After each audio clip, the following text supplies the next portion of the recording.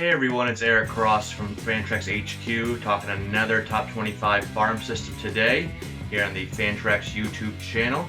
Make sure you subscribe below. We'll be doing a lot of these prospect videos throughout the offseason and more video goodness into the season as well. So make sure you subscribe below. You don't want to miss out on any of the videos we got upcoming. Today we're sticking in the AL East. We just did Tampa Bay. Now we're going to be talking about going a little bit further north up to Toronto for the Blue Jays. You know, there's no Vlad Jr. in the system anymore, no Cavan Biggio, no Bichette, no Vladimir Guerrero Jr. But there's still Nate Pearson. So, and he's a damn good pitcher, one of the best pitching prospects in baseball. Let me read off my top 10 here. Number 1, Nate Pearson. 2 is Jordan Groshans. 3, Aroldis Martinez. 4, Alek Manoah. 5, Simeon Woods Richardson. 6, Miguel Geraldo. 7, Adam Kloffenstein. 8 is Gabriel Moreno, a catcher. 9, Eric Pardinho, right-hander. And 10, outfielder Griffin Conine. You can find the entire top 25 and all the scouting reports, little blurbs on all of the top 25 on FantraxHQ. Starting with Nate Pearson at number 1, like I said, he's one of the top pitching prospects in all baseball. The guy I had the pleasure of seeing 2 starts of last year. One was a 2-inning start, one was a 5-inning start, as he was alternating 2 and 5-inning starts for about the first half of the season in order to limit his workload after all the time he missed previously. But now the kid gloves are off, and excitement is in store for anybody that owns Nate Pearson. He already showed that last season, dominating the Eastern League and then getting up into AAA at the end of the season. And this guy should be dominating the American League East very soon. Mid to upper 90s fastball that can touch triple digits.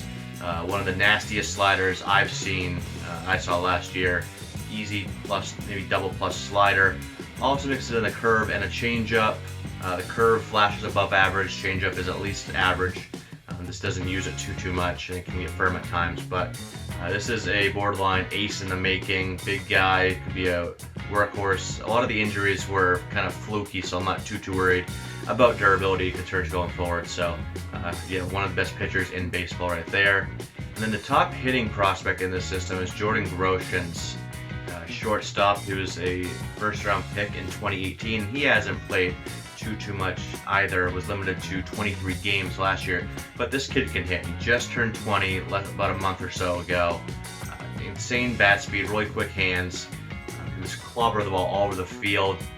He needs to add a little bit of loft if he wants to tap into his plus raw power, but if he can, I think he can be a guy that hits close to or even a little bit over 300, right in that range. Contact skills are there for that and can add 25 to 30 plus home runs annually.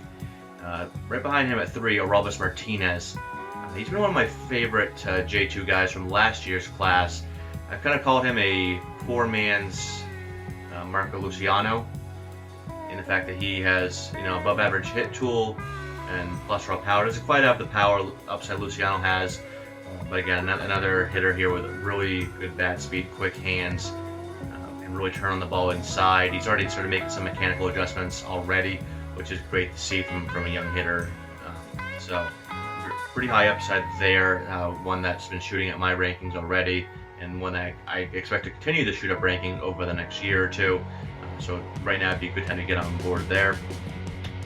And at number 4, Alek Manoah, big right-hander, 6'6", 260. Looks like he should be playing linebacker in the NFL. And with that big frame, big velocity, first-round pick out of West Virginia University this past year for the Blue Jays. Mid to upper 90s fastball with run on there, and it can also he mixes in a slider, which is a plus slider, and a changeup, which is serviceable.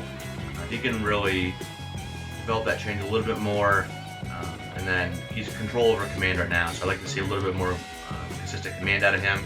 If he does, there's number 2 starter upside there.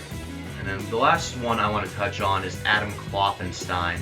He's been one I've been higher on than most since he was drafted in the 3rd round last year. First, I love his name. Kloffenstein's just a fun name to say, and he's a pretty good pitcher too. Borderline, I'd say back end number 2 starter upside, high end number 3. Mid-90s fastball, 4-seamer. It can also turn it over to a low 90s 2-seamer with a lot of run and sink on that. Best off speed is a mid-80s slider.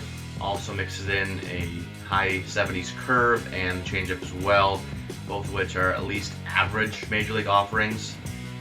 So I think there's really good upside there, and the price to acquire him in Dynasty hasn't really caught up with the upside yet. So he's a good one to get in on now while the price is low.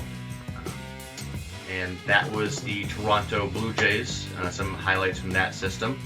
Very good system with a lot of good Dynasty targets. We'll be rolling out a lot more of these prospect videos here upcoming this offseason, so make sure you subscribe below. Move that league over to Fantrax today. If you do, you get a free year of premium features. That's a great deal right there.